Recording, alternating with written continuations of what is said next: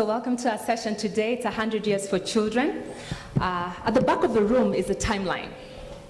And the timeline shows you 1919 to 2019. I hope you've interacted with the timeline. Each of our panelists here interacted with that timeline at some point.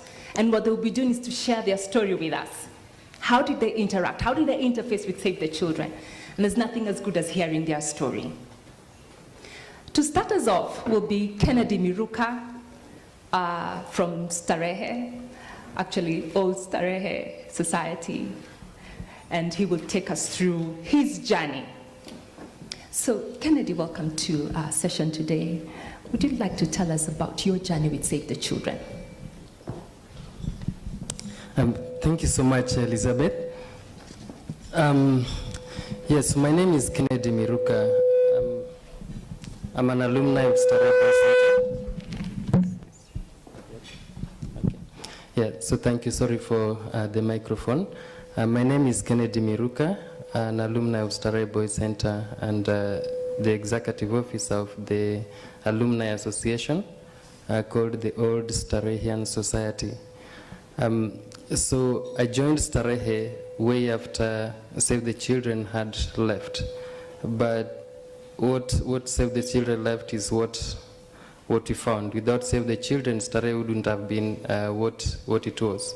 So I joined in 2003 and I left in 2006. And after college, I came back to Starehe to serve in the same mission that Starehe serves.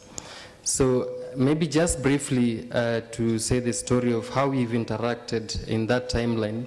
I think we come into the picture around the 1950s, which strikes a very similar relation with the starting of Save the Children.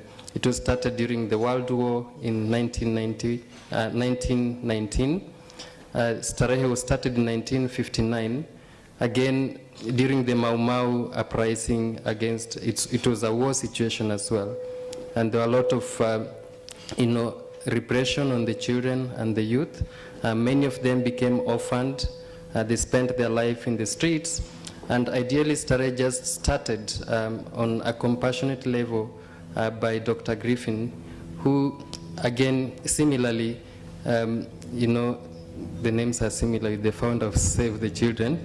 We call him Geoffrey or Jeff, and the founder is Jeb. So during that time, in the start, it was the only capital that Dr. Griffin had was faith.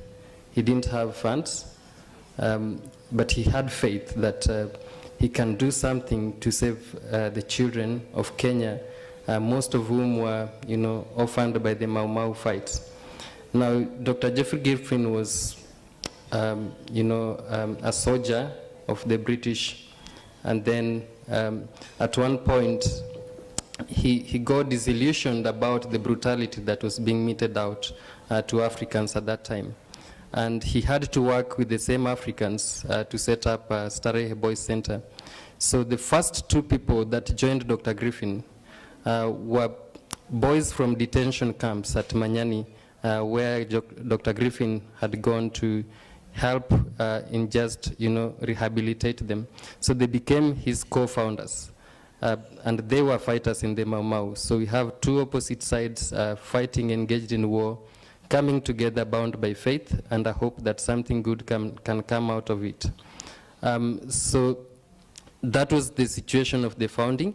And the first support came from Kenya Shell, who donated 2 tin huts, where the first boys from the streets came and slept. And so if you heard what Dr. Griffin says is that boys kept coming, some were being brought by the authorities, and they were there in plenty. They were just so much. So his only issue is how to feed them, how to clothe them, and basically how to educate them. So that's where the Save the Children came in around 1960s. So there was a rescue center called Place of Safety in Karioko that Save the Children was running at that point in time. And Dr. Geoffrey Griffin had approached them. Now the coming in of Save the Children to Starehe made, Dr. Griffin was running Starehe Boys Center. He was also helping to set up a number of youth initiatives across the country.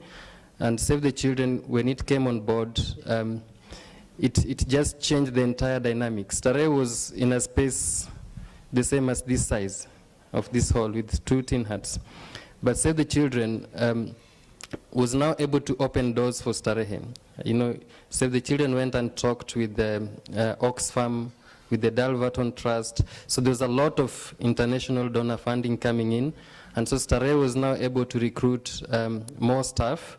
And unlike some of the donors that, just come and make a donation and go away, Save the Children stayed with Starehe up to, from the 1961 there up to around 1996, mid-90s. And it kept giving annual grants that was able to run the operations of the school, enabled it to expand, enabled it to get, technical people to be able to actually build the institution. So I think that's where we interact with.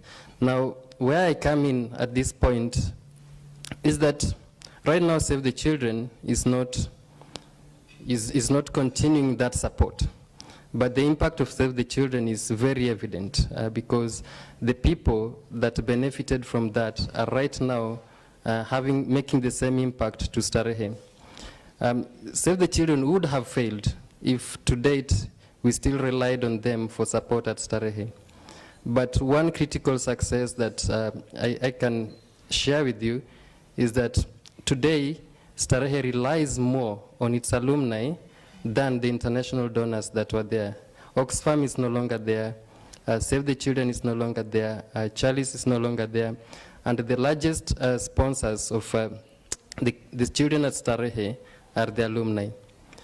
Today, we have an endowment fund run by the alumni, set up by the alumni, and it keeps over 172 students in Starehe every year.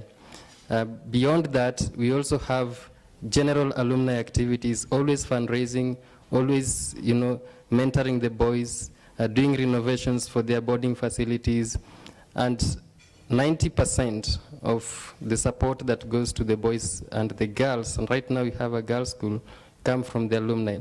So I think that's a demonstration and good evidence that, Save the Children did in fact, change the lives of those people who are now able to do that today. Another example that I can give in the public life of, our alumni, for example, starting from Peter Kenneth, who was an MP at Gatanga. He had the best managed CDF in his constituency. Going to Raphael Tuju, who is currently a cabinet secretary. At Rarieda, when he was an MP, he had the best managed CDF fund. Going to Ken Okoth, who is a beneficiary of Save the Children Fund in Kibra, his CDF has been the best running. And they are so passionate about education, they invest so much in children, which makes the impact even more profound than other people. So we have permeated every aspect of the society, from government to the civil service, to even private charities. I'm sure even in this room, we have a lot of alumni who serve in Save the Children itself. So I think the story of Starehe cannot be told without the story of Save the Children. And the impact is largely visible. And myself, I work just to coordinate the alumni and the activities they do. And every day there's an inspiration of, what we can do when we think the way Save the Children Founders thought. We have a girl right now planning to climb Lodwa to raise funds to keep another girl in high school. We have other boys going to scale Mount Kenya just to keep, boys and girls in school, give them education, give them clothing. We have our own chairman of the society going to walk for over 350 kilometers from Nandi Hills to Nairobi just to do that support. We have other alumni who are going to ride bicycles from one end of Kenya in Busia to the other end in Mombasa just for that support. And so many alumni have come together in various groups to make sure that they can, support the students. And why this passion that they have? Number one is they benefited from charity, and so they would like to also give back. Starehe admits 70% of its students based on faith. They come without basic needs, no soap, no supplies, no food, no toiletries. They just come. And when they come there, there's no money set aside for them. So we receive them, and then we now look for those necessities for them to keep them in school. We provide for them tranquility. We provide for them safety. If they are from disturbed families, we provide all that counseling. We give them an education. And the transformation that happens after that is immense. And I think that's the story I wish to share with you as we celebrate this centenary celebration of Save the Children. It cannot, Starehe cannot have been 60 years today without Save the Children.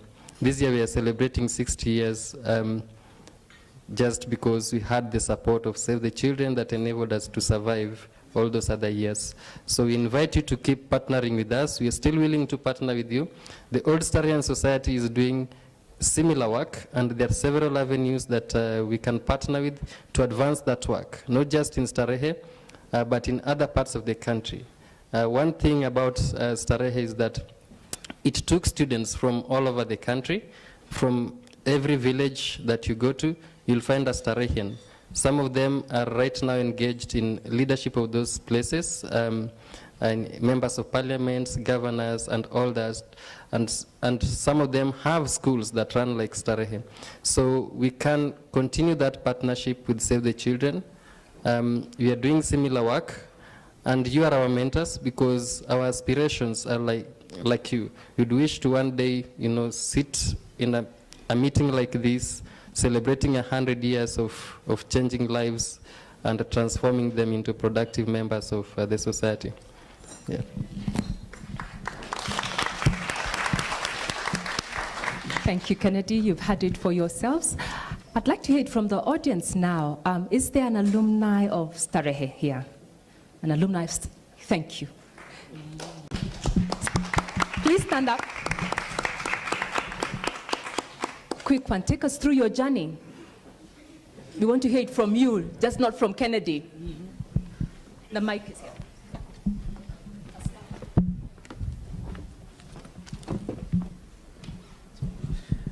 Thanks, Kennedy. Unlike Kennedy... Introduce yourself. Oh, sorry. My name is Anthony Njoroge. Currently working with Save the Children at the region office as a senior program manager, focusing on protection of children in conflict. What does it mean to invest in the life of a child in terms of education? I think, just to respond to your question, I think in terms of, if you want to measure what impact is, it's the longevity of the work that you did, how long it sustains itself after you've gone. So when I look at the journey that Kennedy has just spoken about from Starehe, from 1996 from 1996, yes, when Save the Children scholarships ended, the work that Save the Children was investing continues to date.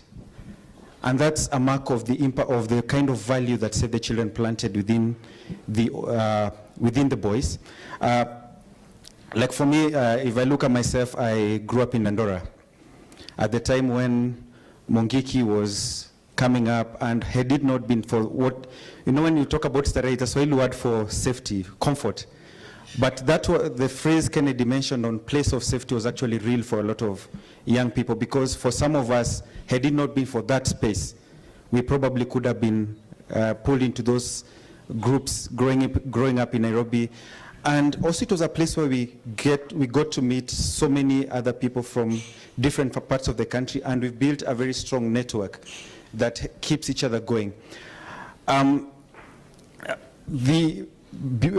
bit about, again, what it means to invest in a child is, if you look at what Kennedy talked about, Kenneth Koth, and the work he's doing in Kibra today, airlifts of other students who are going to the US, building high-level education infrastructure in Kibra. That's what it meant to invest in that one boy years back, because Ken Okoth was a direct beneficiary of Save the Children.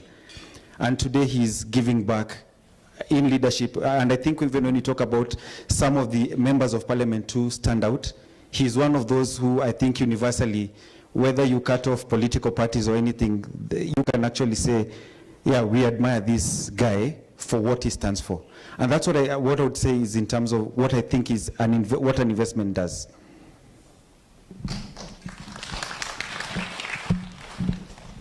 We will now meet Mary. Mary is a kangaroo